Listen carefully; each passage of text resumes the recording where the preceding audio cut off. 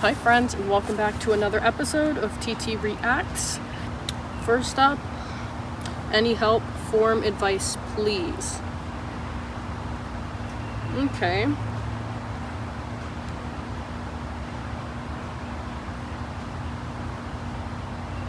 Interesting.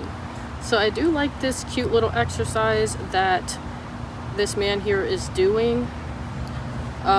The only thing is, my only concern with this exercise, his feet don't really go out far enough to grab his core and really engage those muscles. So his form with this exercise likely will not improve in terms of getting the necessary ab activation and your core activation. Yeah, he is using a lot of chest. His arms are out a bit too far. So definitely try to keep it closer to your ears. And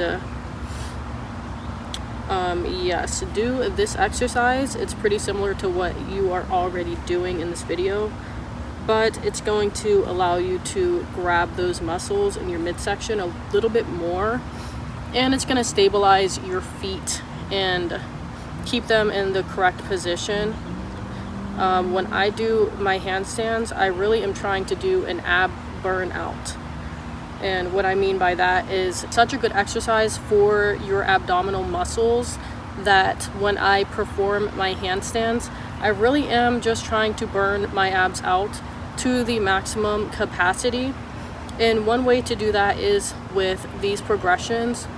The first one that you do is really going to challenge your core a lot, and then the further you get down in the circuit, you'll be focusing more on your balance and engaging your shoulders, engaging your chest, really just having that bodily harmony. And yes, with this movement here, that is the biggest concern. And I think that's a good starting point for you. But yeah, this person probably has the strength, so really what you have to focus on is how you're doing your training and making it worth your time, making sure that you're not practicing incorrectly and wasting your own time. Because imagine you're literally practicing for something every single day, and then one day someone comes up to you and says, hey, so that's not how you practice for a handstand, and you have already been doing it for like 6 months or a year and you haven't really seen results and you didn't know why. And someone comes up to you and tells you, yeah, this is how you're supposed to do it. The next month you're going to see major progress. So definitely incorporate this progression into your split. It will definitely take your handstand to the next level. And it's also going to teach your muscles to have more muscular endurance, because it's a calisthenics body weight movement, and it really develops those muscles when you're holding your body up for such a long period of time. Even if it's only 10 seconds, 15, 20 seconds at a time, that's a lot for your muscles to be holding up at one time your entire body weight. So that's another benefit. It's going to help you burn calories. It's going to help you increase your balance. It's going to boost your metabolism with these movements. So it's definitely worth trying and adding into your split. Partners teaching me how to lift, squat, and pull up, and it's drastically improving handstand posture.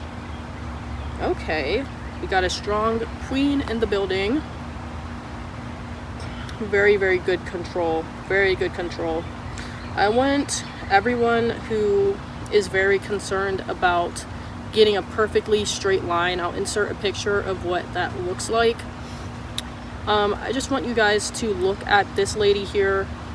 If you're having issues and difficulty holding your handstand, what she's doing in this movement with having her head up and looking at the ground, this is very similar to how I like to perform my handstands. It really uses a lot of your chest muscles, and it's supporting you in that handstand. And the chest muscles, you will definitely feel the burn if this is how you're performing your handstand, and it's making them stronger. And it paves the way for doing more advanced poses with more advanced skills. And yeah, I have really no bad critiques for her. I'm sure she's flexible enough to do this pose. The only concern is if you don't have the flexibility and you're trying to do a pose in this way. But I think that she has it down pat, and I think she's a good example of how I would encourage and implore beginners to do their handstand, how the handstand should look. We definitely need to emphasize straight arms, chest engagement, and core activation in the beginning. Those are the things that you should be focusing on. How can I improve my handstand form? Toes are pointed and don't touch the wall. Okay, so this person has gotten their handstand. Let's see how long this video is. Okay, he can hold his handstand for a decent amount of time, and it looks pretty straight. Good chest activation, head a good distance. The only thing I think that he needs to focus more on is tucking his pelvis a little bit more, getting that posterior pelvic tilt, because your legs should not be doing that at the end of the movement, especially if you haven't burnt out your muscles. Your legs should not fly backward. And just in general, looking at this video, I can see that his feet, I feel like he wants it to be so straight that he's not fully engaging his core and his abs. And sure, it's possible to have like a pin needle straight handstand and still engage your core, but most people don't. It's just not as easy to engage your core to the maximum capacity if your handstand is perfectly straight. I would honestly encourage a bit of a I don't want to say a kip, but just a little bit of a dent, because that's how you really will feel it in your core. You are tucking that pelvis as hard as possible and making sure that your core is engaged the entire time. And it typically does not look like this. So I would encourage you to try it and see how you feel, and see if it increases your time upside down and your free handstand. I'm stuck at balance and throwing myself. Throwing yourself. That's very representative of what I'm seeing here in this video. So friend, let's start here. Don't kick up from the ground unless you have to kick up from the ground. Start in a standing position.